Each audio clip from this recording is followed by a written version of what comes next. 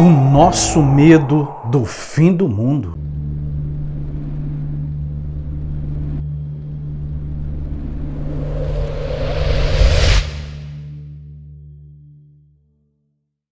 Olá pessoal, olha só, eu vou te pedir 20 segundos para mandar um abraço para dois colegas nossos inscritos aqui no canal. É bem rapidinho. E meu primeiro grande abraço vai para Laerte de Recife, Pernambuco. Laerte, grande abraço para ti. Finalmente o meu abraço vai para João Alexandre Machado. João, um grande abraço para ti. Agora indo ao nosso papo. Olha só, há milhares e milhares de anos que as pessoas anunciam o fim do mundo. Religiões e culturas em todas as épocas têm seus profetas e suas profecias. Um pouco antes do nascimento do cristianismo, um profeta já gritava no deserto: arrependei-vos, porque o fim está próximo. Alguns estudiosos, teólogos afirmam com certa convicção que foi o apóstolo João quem escreveu o livro de Apocalipse, o último livro da Bíblia. Apocalipse, o livro da revelação, o livro que anunciava, aliás, anuncia a grande tribulação, o livro que revela o fim do mundo. Aliás,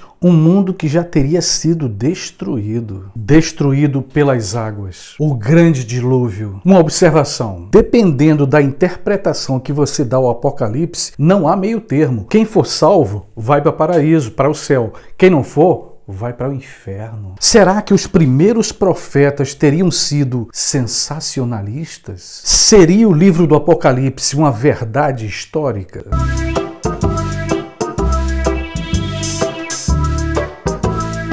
Difícil dizer. Essa história de teoria da conspiração não é nova. Para você ter uma ideia, segundo algumas tradições, Jesus Cristo não ressuscitou. Há uma teoria da conspiração que diz o seguinte: o corpo de Cristo foi roubado pelos discípulos. Com essa conspiração, deu-se a ideia, inventou-se a ideia de que Cristo ressuscitou. Verdade ou conspiração? Olha só, eu já coloquei em outros momentos. E neste vídeo eu reafirmo 4 possibilidades. Possibilidades do fim do mundo. Primeiro, aquecimento global. Segundo, sermos dominados pela inteligência artificial. Terceiro, a gente ser dominado por um vírus criado, produzido em laboratório. Quarto, uma guerra nuclear. Possibilidades sensacionalistas? Não. 4 possibilidades do fim do mundo. Possibilidades apontadas por um profeta sensacionalista? Não. Possibilidades afirmadas por um grande físico, um dos mais importantes físicos dos nossos dias, Stephen Hawking. Quem já leu um pouquinho sobre Stephen Hawking sabe que esse físico já fez uma verdadeira revolução no que se refere ao estudo dos buracos negros. Mas por que eu estou trazendo um físico para dentro desse bate-papo? Por sua teoria do fim do mundo? Por que a tese do fim do mundo não é sensacionalista? De todo modo, uma questão importante acaba emergindo: o medo coletivo, medo do fim do mundo, medo da morte e do morrer. Olha só, muitos de vocês já sabem um pouco da minha formação acadêmica. Eu não sou físico, não sou astrônomo, eu sou da área de humanas, mas me interesso muito por essas coisas do universo. E na minha tese de doutorado, eu escrevi exatamente sobre o medo. Essa é a capa da minha tese de doutorado. Mas por que eu te mostrei a minha tese? Não que eu dê muito valor a essa coisa do título, de ser doutor. Para mim, isso aí é insignificante. Para mim, todos são iguais. Mas quando alguém comenta em tal vídeo ou faz um comentário que tal conteúdo é sensacionalista, posso interpretar de 2 formas. A pessoa que comentou sabe a diferença entre sensacional e sensacionalismo. E nesse caso, a gente acaba entrando no campo da comunicação social. Mas também a gente pode entrar no campo da psicologia. É uma praia mais interessante. A psicologia é uma praia de ondas obscuras. O fim do mundo é um medo obscuro em nossa imaginação. Tão obscuro que quem primeiro levantou essa questão foram as religiões. Foram as religiões que, de certa forma,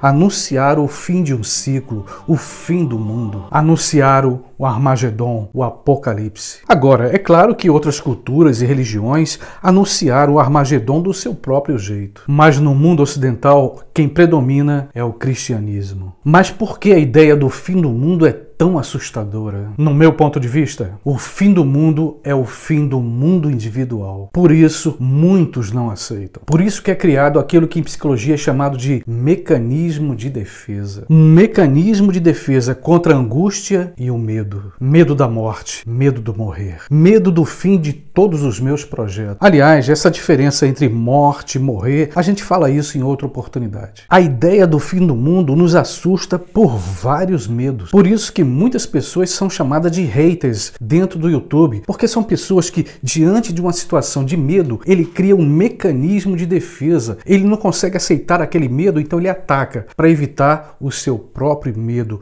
para negar o seu próprio medo. O fim do mundo é o fim da vida. Vida que a gente ama. E como eu acabei de falar antes, o sujeito não aceitando o fim do mundo, ele acaba negando uma realidade. E aqui a gente entra em outro mecanismo de defesa que a psicologia fala, o mecanismo de negação. A negação é esse medo negado. O medo distorce a realidade. A pessoa já não consegue diferenciar o que é real e o que é sensacionalismo. E dentro desse processo de medo inconsciente, a pessoa começa a atacar o outro. Na verdade, ao atacar o outro, ele está atacando o seu próprio medo. Mas é claro também que esse ataque pode surgir da insegurança. Mas olha só, deixa eu te dizer uma coisa. Ter medo é algo natural. Imagina se não existisse o medo. O medo garante a nossa sobrevivência. O medo garante a sobrevivência da espécie. Imagina uma zebra sem medo. Ela corre para a boca do leão e não está nem aí, o leão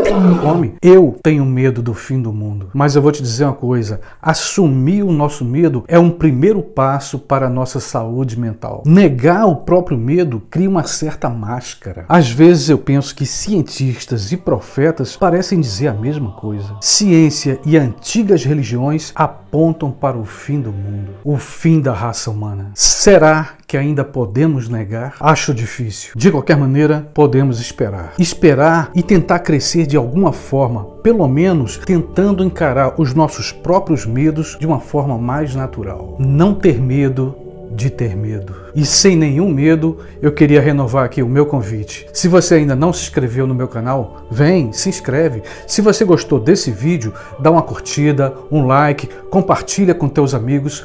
Com certeza você vai ajudar esse canal a permanecer no ar, ok? Beijão e até o próximo vídeo.